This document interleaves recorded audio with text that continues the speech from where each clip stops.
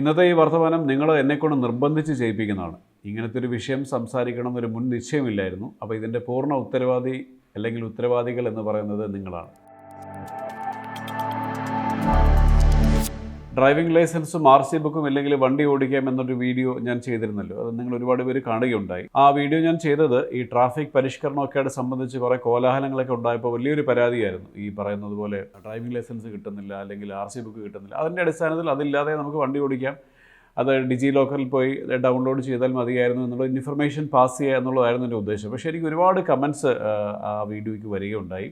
അത് കണ്ട ഒരുപാട് ആൾക്കാർ എനിക്ക് മെസ്സേജ് അയച്ചത് എന്തുകൊണ്ടാണ് നെക്സ്റ്റ് ജെൻ എം പരിവാഹൻ ആപ്പിനെ പറ്റി പറയാഞ്ഞത് എന്നുള്ളതാണ്. അപ്പം എനിക്കും അതേപ്പറ്റി അധികം ധാരണ ഉണ്ടായിരുന്നില്ല ആ സമയത്ത്. കാരണം ഞാൻ നോക്കിയത്, ഞാൻ ഡിജി ലോക്കർ യൂസ് ചെയ്യുന്ന ഒരാളാണ്.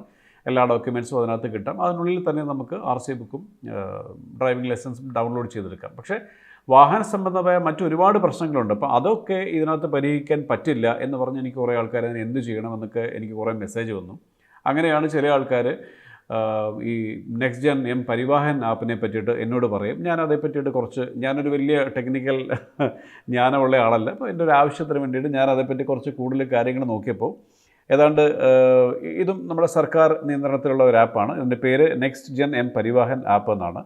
ഇതിനകത്ത് നമ്മൾ ഈ ഡ്രൈവിംഗ് ലൈസൻസിൻ്റെയും RC ബുക്കിൻ്റെ വിവരങ്ങൾ സൂക്ഷിക്കുന്ന ഒപ്പം തന്നെ അത് കൂടാതെ ഇപ്പോൾ ഇതൊക്കെ കാലഹരണപ്പെടുന്ന അല്ലെങ്കിൽ കാലാവധി ആകുന്നതിന് മുൻപ് ഒരു 30 ദിവസം മുമ്പ് ഇതിനകത്ത് നമുക്ക് ഒരു നോട്ടിഫിക്കേഷൻ വരും. അപ്പോൾ നമുക്ക് അത് ഓർമ്മപ്പെടുത്തലുണ്ട്. അത് കൂടാതെ പല ആൾക്കാരും എന്നോട് പറഞ്ഞത് ഈ ഡിജി ലോക്കറിനകത്ത് പോയിട്ട് വണ്ടി ട്രാൻസ്ഫറിങ് അല്ലെങ്കിൽ ഓണർ ട്രാൻസ്ഫറിങ് ഇങ്ങനെയുള്ള കാര്യങ്ങളും അതിനകത്തില്ലല്ലോ. ഓഫ് കോഴ്സ് അതൊരു വണ്ടിക്ക് വേണ്ടിയിട്ടുള്ളൊരു ആപ്പല്ല, എല്ലാ ഡോക്യുമെൻറ്റ്സും ഡൗൺലോഡ് ചെയ്യാനുള്ളൊരു ആപ്പാണ്. അപ്പം വാഹനമായ ഈ ട്രാൻസ്ഫർ ഓഫ് ഓണർഷിപ്പ് അല്ലെങ്കിൽ നമ്മുടെ ഹൈപ്പോത്തിക്കേഷൻ ക്യാൻസൽ ചെയ്യുന്നത്, ഡ്യൂപ്ലിക്കേറ്റ് RC ബുക്ക്, NOC അങ്ങനെയുള്ള കാര്യങ്ങൾ അപേക്ഷിക്കുന്നതിനും അതിൻ്റെ ഫീസ് അടയ്ക്കുന്നതിനും ആപ്ലിക്കേഷൻ ഡിസ്പോസ് ചെയ്യുന്നതിനൊക്കെയുള്ള സൗകര്യങ്ങൾ ഈ പറഞ്ഞ നെക്സ്റ്റ് ജെൻ പരിവാഹൻ ആപ്പിനകത്തുണ്ട്.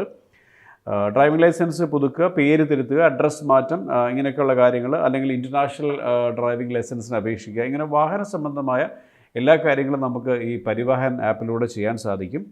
ഒപ്പം തന്നെ ഈ അപേക്ഷയുടെയൊക്കെ സ്റ്റാറ്റസ് നമുക്ക് ഇതിനകത്ത് പരിശോധിക്കാം. അതുകൂടാതെ ഏറ്റവും പ്രധാനപ്പെട്ട ഒരു കാര്യം, നമുക്ക് ഒരു സെക്കൻഡ് ഹാൻഡ് വാഹനം വാങ്ങിക്കണമെന്നുണ്ടെങ്കിൽ ഈ വണ്ടിക്ക് അപകടങ്ങൾ സംഭവിച്ചിട്ടുണ്ടോ അല്ലെങ്കിൽ കേസുകളുണ്ടോ എന്നൊക്കെ നമുക്ക് അറിയുക എന്ന് പറയുന്നത് താരതമ്യേന കുറച്ച് ബുദ്ധിമുട്ടുള്ള കാര്യമാണ്.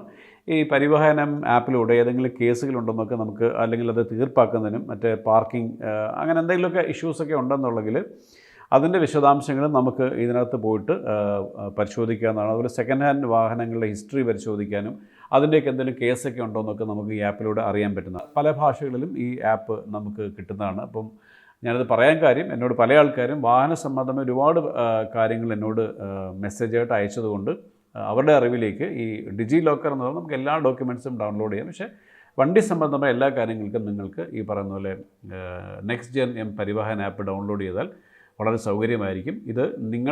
എനിക്ക് പോലും ഇതേപ്പറ്റി അധികം അറിയില്ലായിരുന്നു. നിങ്ങൾ എന്നെക്കൊണ്ട് ഇത് നിങ്ങളുടെ ചോദ്യങ്ങളായിട്ടും നിങ്ങളുടെ നിർദ്ദേശങ്ങളായിട്ടും വന്നതിൻ്റെ അടിസ്ഥാനത്തിലാണ് ഞാൻ ഈ ആപ്പിനെ ഇതിലൂടെ പരിചയപ്പെടുത്തുന്നത്.